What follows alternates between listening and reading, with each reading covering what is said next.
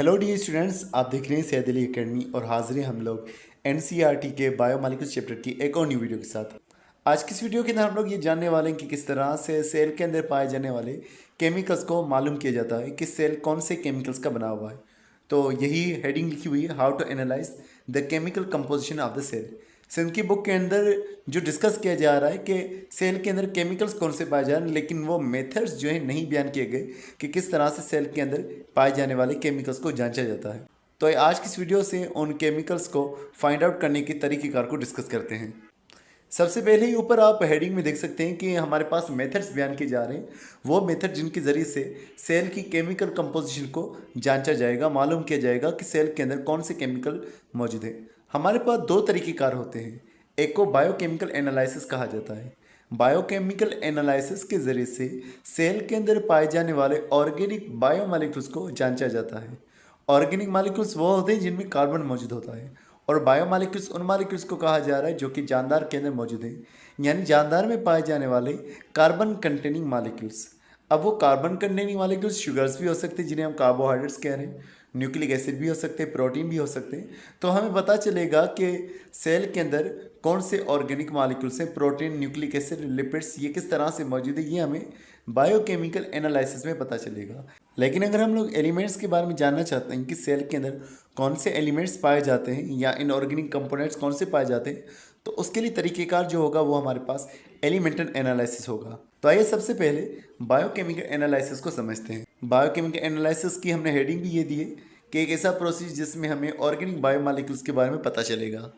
अब इस तस्वीर के अंदर स्टेप वाइज प्रोसीजर जो है बयान किया जा रहा है कि किस तरह से हम बायोकेमिकल एनालिसिस कर सकते हैं। हमें कोई भी लिविंग टिश्यू लेना होगा, वो लीफ भी हो सकता है या वो लिवर भी हो सकता है, स्किन का पार्ट भी हो सकता है, कोई भी लिविंग टिश्यू जो हमारे पास मौजूद होगा हमें वो हासिल करना होगा। फॉर एग्जांपल हम लोग लीफ को as a living tissue use कर रहे हैं। अब होगा ये कि मोटर और पिस्टल के अंदर उस लिविंग टिश्यू को दाखिल किया जाएगा और उसके साथ में एक केमिकल को भी दाखिल किया जाएगा जो कि होगा ट्राइक्लोरोएसिटिक एसिड।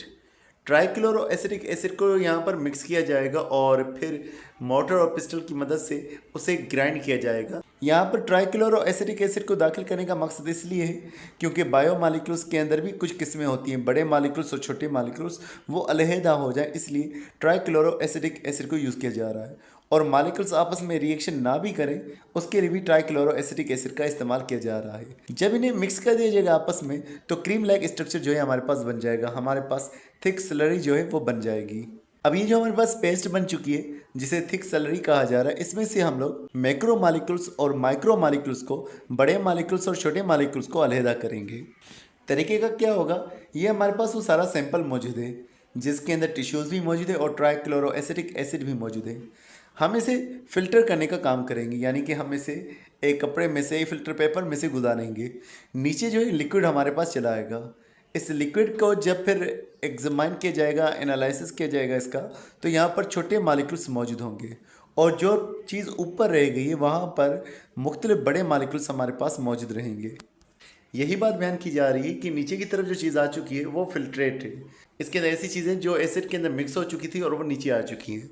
अब इसमें जो चीज़ें शामिल है वो स्मॉल मॉलिक्यूल्स हैं, यानी कि शुगर्स, अमाइनो एसिड्स, न्यूक्लियोटाइड्स, ये यहाँ नीचे मौजूद है। और जो रिटेंटिव है, जो नीचे नहीं गिरा, उसके अंदर इनसॉल्युबल फ्रैक्शंस जो है वो मौजूद हैं। तो इसके अंदर बड़े मॉलिक्यूल जैसे कि प्रोटीन, न्यूक्लिक एसिड्स या पॉलीसेकेराइड्स जो है वो ऊपर मौजूद हैं। यहाँ पर लिखा हुआ है कि एसिड सॉल्युबल पूल जो है उसके अंदर भी हज़ारों की तादाद में बायोमॉलिक्यूल्स मौजूद होंगे, यानी कि इस फिल्ट्रेट में भी आपको कई सारे मॉलिक्यूल्स देखने को मिलेंगे, लेकिन वो वाले मॉलिक्यूल्स दरअसल छोटे मॉलिक्यूल्स होंगे, स्मॉल मॉलिक्यूल्स होंगे। अब इसके अंदर कौन कौन से स्मॉल मॉलिक्यूल्स है वो हमें किस तरह से पता चलेगा, पहले उन्हें अलहदा किया जाएगा और उनकी आइडेंटिफिकेशन की जाएगी। उसके लिए कई सारे तरीके का इस्तेमाल हो सकते हैं, जैसे कि क्रोमेटोग्राफी हो गया। क्रोमेटोग्राफी के ज़रिए से हम कंपोनेंट्स को अलग अलग कर सकते हैं और फिर उन्हें जुदा करके प्योरीफाई किया जा सकता है, और फिर कुछ एनालिटिकल मेथड्स यूज़ किए जाएंगे जिससे हमें पता चलेगा कि उनके अंदर केमिकल्स के अंदर जो फार्मूला है वो किस तरह से है और उनका स्ट्रक्चर जो है वो किस तरह से है। आगे फिर बायोमॉलिक्यूल्स की डेफिनेशन डिस्कस की जा रही है कि जितने भी कार्बन कंटेनिंग मॉलिक्यूल्स होते हैं उन्हें हम बायोमॉलिक्यूल्स कह रहे होते हैं। कार्बन कंटेनिंग से मुराद ऑर्गेनिक मॉलिक्यूल्स, तो वो ऑर्गेनिक मॉलिक्यूल्स जो सेल में पाए जा रहे हैं उन्हें हम बायोमॉलिक्यूल्स कह रहे होते हैं। अब यहाँ पर इसके अंदर अगर आप लोग नोट करेंगे तो सारे तरीक़ेकार लिखे हुए हैं कि पहले हम लोगों ने मोटर और पिस्टल की मदद से एक मिक्सचर तैयार कर लेना है ट्राइक्लोरोएसिटिक एसिड को शामिल करके, और फिर सेपरेशन करनी है क्रोमेटोग्राफी के ज़रिए से, और फिर उन टुकड़ों को अलहदा करके फिर प्योरीफाई करना है, और फिर हम लोग उनको मुख्तलिफ़ तरीक़ों से इनका एनालिसिस जब करेंगे तो हमें पता चलेगा कि कौन कौन से केमिकल्स जो हैं मौजूद हैं। अब एनालिसिस के लिए मुख्तलिफ़ तरीके का जो है यूज़ किए जा सकते हैं, और उससे पता चलेगा कि कौन से बायोमॉलिक्यूल्स मौजूद हैं और उनमें कौन कौन से जो है स्ट्रक्चर और फार्मूला जो है उनका किस तरह से, ये सारा हमें उस तरह से पता चलेगा। अब हम बात करते हैं दूसरे मेथड के हवाले से, जो कि है एलिमेंटल एनालिसिस, यानी कि एक ऐसा तरीक़ेकार जिसमें हम एलिमेंट्स या इनऑर्गेनिक कंपोनेंट्स के बारे में जांचते हैं। सबसे पहले इस प्रोसेस के अंदर भी हम लोग कोई भी लिविंग टिश्यू ले रहे होते हैं, चाहे फिर वो लिवर हो या फिर चाहे वो एक लीफ हो। मिसाल के तौर पर हमने यहाँ पर लिवर को यूज़ किया हुआ है। अब लिवर को सबसे पहले जो है उसका वेट मेजर किया जाएगा। वेट जो है जब मेजर करेंगे तो उसके अंदर लाजमी वाटर भी शामिल है, तो वो वाला वेट इसका वेट जो है कहलवाएगा। फिर उसके बाद हम उसको ड्राई करेंगे, और उसके बाद जब उसका वाटर रिमूव हो चुका होगा तो फिर हम उसका ड्राई वेट कैलकुलेट करेंगे, जो कि लाजमी वाटर के सूख जाने की वजह से हमें कम देखने को मिलेगा। अब तीसरा हमारे पास ये तरीक़ेकार होगा कि जितना भी ऑर्गेनिक मटेरियल हमारे पास मौजूद था उसे जलाया जाएगा। जब हम लोग उसे जला लेंगे तो वो गैसेस बन करके चला जाएगा, कार्बन डाइऑक्साइड बन गया या मुख्तलिफ गैसेस हमारे पास बन गई, और पीछे हमारे पास जो चीज़ रहेगी वो होगा हमारे पास सिर्फ़ और सिर्फ राख, यानी कि हमारे पास ऐश जो है वो बची रहेगी। अब हमारे पास ये जो बची हुई राख है, इसमें मौजूद एलिमेंट्स को देखेंगे तो हमें मुख्तलिफ एलिमेंट्स देखने को मिलेंगे, जैसे कि कैल्शियम हो गया, मैग्नीशियम हो गया, या कुछ और कंपोनेंट्स भी हमें देखने को मिल सकते हैं, जैसे कि ये फास्फेट हो गया या सल्फेट हो गया। याद रखिएगा कि एनसीईआरटी की बुक के अंदर ये लिखा हुआ है कि ये जो हमारे पास इनऑर्गेनिक कंपोनेंट्स है, जैसे कि फास्फेट्स हो गया या सल्फेट्स हो गया, यह आपको उस मिक्सचर के अंदर भी देखने को मिलते हैं जो कि फिल्ट्रेट बन करके आ चुका था बायोकेमिकल एनालिसिस के नतीजे में। यहाँ पर भी उस फिल्ट्रेट के अंदर भी ये फास्फेट और सल्फेट जो है मौजूद हो सकते हैं।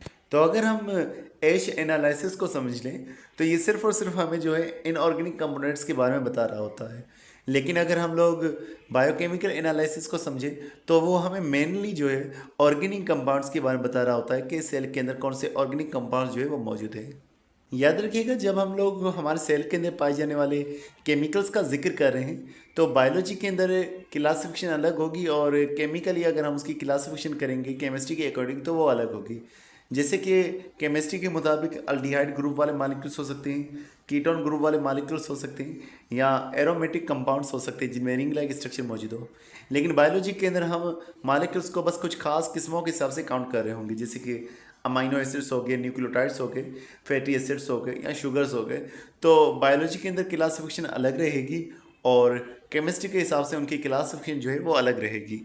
अब लास्ट के अंदर हम इस सारे टॉपिक की समरी का जिक्र करें तो केमिकल कंपोजिशन इस तरह से की जाती है कि पहले टिश्यू को ग्राइंड किया जाएगा, फिर उसके टुकड़ों को अलहदा किया जाएगा, और फिर उन टुकड़ों में से भी कंपोनेंट्स को अलग अलग किया जाएगा। फिर आइडेंटिफाई किया जाएगा कि ऑर्गेनिक बायोमॉलिक्यूल्स कौन से हैं और इनऑर्गेनिक एलिमेंट्स कौन से हैं।